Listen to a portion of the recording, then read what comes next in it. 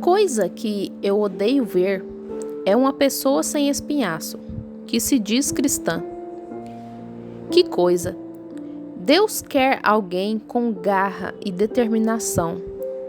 Eu gosto do velho Bud Robinson que disse: Senhor, dê-me a espinha dorsal do tamanho de um tronco de árvore.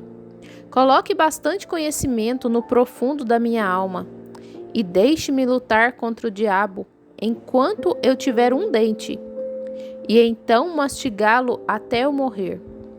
E ele o fez, correto. Eu gosto disso. Ele foi a um milharal e disse: Senhor, se não me deres o batismo do Espírito Santo, quando voltares à terra encontrarás um monte de ossos bem aqui. E Deus lhe deu o Espírito Santo. Você tem que estar determinado, isso é certo. Esteja preparado, assuma o controle. Deus assim o disse. Vamos assumir o controle. Isso é o que Deus queria que fizéssemos. Isso é o que Deus quer que façamos nessa noite. Deus está sempre disposto a nos dar se estivermos prontos para receber. Correto. Deus fez a promessa, portanto, ela é nossa. Porque a promessa vos diz respeito a vós, a vossos filhos e a todos os que estão longe, a tantos quantos Deus, nosso Senhor, chamar. Então, a promessa está aqui. Josué e Caleb, quando foram até lá, eu gosto daquele pensamento ali, quando vieram. Os 10 voltaram e disseram: parecíamos gafanhotos ao lado deles. E Josué e Caleb disseram: nós podemos possuí-la. Isso é certo. Por quê? Deus prometeu que poderíamos fazê-lo. Deus disse que poderíamos fazê-lo. Deus prometeu a nossos pais que essa era a nossa terra e que ela nos pertence. Não importa se eles têm cidades muradas e se parecem com os gigantes e tudo mais. Ele deixou de olhar para os gigantes e começou a olhar para a palavra de Deus. E quando homens e mulheres deixarem de olhar para suas doenças e aflições e começarem a olhar para o que Deus disse sobre isso, vocês assumirão o controle. Amém. Todas as coisas estão sujeitas a Jesus Cristo. E todas as coisas estão sujeitas a você em oração, quando você pede em seu nome e crê. Amém. Peça o que quiser em meu nome e será feito. Isso é certo. Por isso vos digo que todas as coisas que pedirdes, orando, crede que recebereis. Assim disse Deus. Portanto, que nada se interponha em seu caminho. Pare de olhar para as coisas que você está olhando aqui. Olhe para o invisível. Deus disse que poderíamos fazê-lo. Josué viu a mesma coisa. Ele disse: reúnam os israelitas acima e abaixo deste rio aqui. Vocês verão a glória de Deus. Sim, Senhor. Como vão atravessar o rio? Isso não é tarefa para mim. A minha tarefa é caminhar até o rio. É tarefa de Deus abri-lo quando eu chegar lá. Isso é certo. Cabe a você testificar e reivindicar sua cura, dizer: estou curado. Cabe a Deus cuidar disso depois que você testifica e proclama. Correto. Deus lhe dê a ousadia de experimentá-lo. Portanto, agora somente tome-o nesta noite e descubra se está certo ou não. Eu gosto disso. Todos os homens na Bíblia, todos os homens através das eras que foram levantados de alguma forma, foram homens que ousaram se posicionar ali e chamar o preto de preto e o branco de branco. Isso é certo. Tomaram Deus em sua promessa e se posicionaram ali. Posso pensar em um grupo de israelitas reunidos um dia na encosta da colina. Havia um grande gigante chamado Golias que saiu por ali. O diabo é assim. Quando tem vantagem sobre você, ele pensa que realmente o pegou. Saiu ali com cerca de 8, 10 pés, cerca de 2,40 m a 3 metros. Nota do tradutor. Com uma armadura e uma lança e tudo mais, e disse: eu lhes direi o que farei. Farei um acordo com vocês, israelitas. Não vamos derramar tanto sangue, em outras palavras. Agora que o melhor homem de vocês venha lutar comigo. Esse era Saul, supostamente o mais alto, com 7 pés, aproximadamente 2,10 m. Ele desafiou: agora que o melhor homem lute comigo. Se eu o vencer, todos vocês servirão ao nosso país. E se ele me vencer, então nós serviremos a vocês. Porque ele sabia que não havia ninguém ali que fosse do seu tamanho. Ninguém fora treinado como ele. Ninguém poderia lutar contra ele. Então ele deu uma risada escarnecedora e fez um grande alarde. E seguiu assim. E os exércitos de Deus assentados do outro lado da colina. Entretanto, Deus tinha um pequeno criador de ovelhas ali atrás, no outro lado do pasto. Amém. Ele sempre tem alguém que ele pode identificar. Então eu posso ver Deus falando ao coração de Davi, dizendo: suba. E seu pai disse: eu quero que você pegue algumas passas e coisas, vá para a frente de batalha e veja como seus irmãos estão indo. Oh, que coisa! E ele os colocou em movimento em algum lugar.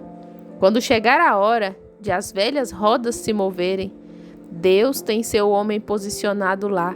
Não se preocupe, isso é certo. Ele tem um homem certo para o trabalho quando chega a hora. Então, mais ou menos na hora em que Davi subiu lá e eles começaram a comer algumas passas frescas e um pouco de carneiro e assim por diante, eu acho. Ele os trouxe ali para a frente da batalha e eles estavam falando sobre a batalha. O velho Golias saiu e deu uma grande risada. Ha, ha, ha! E ele fez isso várias vezes. Aconteceu de haver um sujeitinho ali, mais ou menos desse tamanho, vocês sabem, envolto em um pequeno casaco de pele de ovelha, e indagou: quem é aquele sujeito? Sim, senhor, quem é aquele indivíduo? Bem, responderam: esse é Golias. Que coisa! Ele tinha tudo pisoteado ao seu redor.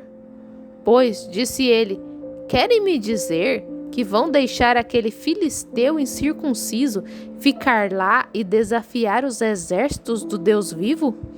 Aquele não era Davi, não, Senhor, aleluia, havia muita briga naquele garoto, sim, Senhor, ele sabia o que Deus havia prometido, oh, que coisa, e querem me dizer que vão deixar que esses filisteus incircuncisos lhe digam que os dias dos milagres já passaram? Quando Jesus Cristo é o mesmo ontem, hoje e eternamente? Não, Senhor. Querem lhes dizer que o batismo do Espírito Santo não é tão real hoje como foi no dia em que caiu no dia de Pentecostes? Quando é para vossos filhos, para quantos estiverem longe? Ele disse: recebereis poder ao descer sobre vós o Espírito Santo. Então sereis minhas testemunhas em Jerusalém, Judeia, Samaria, Joanesboro e até os confins da terra. Essa é a necessidade hoje. É da coragem e valentia do Espírito Santo. Vá lá e faça algo a respeito disso. Dizem: oh, bem, agora você só... Eu ouvi um indivíduo dizer outro dia que o Senhor fez a doença, colocou a doença em você. Isso pode ser assim se você estiver pecando. Se você fez algo errado, conserte isso com Deus. Correto, isso é verdade. Mas a doença é do diabo. E a doença é um atributo do pecado. Por causa do pecado tivemos doenças. Não porque talvez você tenha pecado, mas é algo que vem através das gerações. Ele visita até a 3ª e 4ª geração. Mas o sangue de Jesus Cristo tira o pecado e tira a doença. Se vocês, Davis, estiverem prontos para reclamar seu lugar, sim, Senhor. E ele disse: vocês querem me dizer que vão deixar aquele filisteu ficar lá e desafiar os exércitos do Deus vivo? E eles responderam: oh, agora aqui, filho, é melhor você voltar para casa por um tempinho. Você ainda não teve nenhuma experiência, sabe? E você só é um rapaz. Você é só um garotinho. Não sabe muito sobre essas coisas. Então é melhor você voltar para casa. Davi afirmou: eu vou lutar com ele. Por que vocês estão com medo? Bem, eu vou lutar com ele. Sem dúvida, não o deixaríamos ficar ali e desafiar os exércitos do Deus vivo. E de repente eles afirmaram: bem, você não pode lutar contra ele. Ora, ele disse: levem-me até Saul. Então eles o levaram. Disseram: olha, este rapazinho presunçoso aqui está tentando ir lá. Quer ir lá e lutar com aquele gigante. Bem, ele indagou: e daí? Bem, Saul disse: por que aquele homem disse: eu gosto, admiro sua coragem, filho, mas aquele homem é um guerreiro desde a juventude. Bem, ele é treinado e está todo blindado. E, irmão, ele tem todos os títulos de DD, doutor em divindade, que há no seminário teológico que dependem dele. Não tente enfrentar aquele indivíduo. Mas Deus ainda é o mesmo, isso é certo. Você constrói canais desta maneira e desta outra, mas ainda assim a chuva cairá do mesmo jeito. Deus determinou que a chuva vai cair, correto. Oh, você não pode enfrentá-lo, que coisa. Davi interrogou: bem, eu não posso? Insistiu: deixe-me lutar com ele. Ele respondeu: bem, admiro sua coragem, mas você não pode fazê-lo. Bem, quando ele viu que Davi estava determinado, então ele se abaixou e pegou sua enorme armadura e a colocou em Davi. Você poderia imaginar isso? Aquele pequenino Davi de pé ali com as pernas quase arqueadas com aquela grande armadura. Saul se deu conta que o seu colete teológico não se ajustava num homem de Deus. E geralmente não se ajusta, isso é certo. Quando um homem de Deus nasce do Espírito de Deus, irmão, ele vai com Deus. Observe-o. Aqui estava ele. Ele afirmou: deixe-me lutar com ele. Então ele pegou essa pequena funda e disse: deixe-me ir com o que sei, que já experimentei. Eu já aprovei e sei que está bem. Você já aprovou? O Espírito Santo, não o fluido de embalsamamento de alguém que eles injetaram em você por alguns de seus seminários, mas eu quero dizer pelo poder do Espírito Santo. Mas recebereis poder ao descer sobre vós o Espírito Santo. Outro dia alguém ensinando disse, falando sobre Apolo lá, aquele bom pregador batista. Paulo foi até ele e disse: oh, sim, você é uma boa pessoa, mas você já recebeu o Espírito Santo desde que você creu? Ele respondeu: pensei que havia recebido o Espírito Santo quando criei. Eles ainda ensinam isso, mas é errado. A fé está bem, a fé é muito boa, a fé tem... Abraão creu em Deus e isso lhe foi imputado por justiça, mas Deus lhe deu o selo da circuncisão como selo de sua fé. Irmãos, quando vocês obtiverem fé pura e genuína em Deus, Deus lhes dará o batismo do Espírito Santo como um selo da promessa, que é um selo de que você tem fé.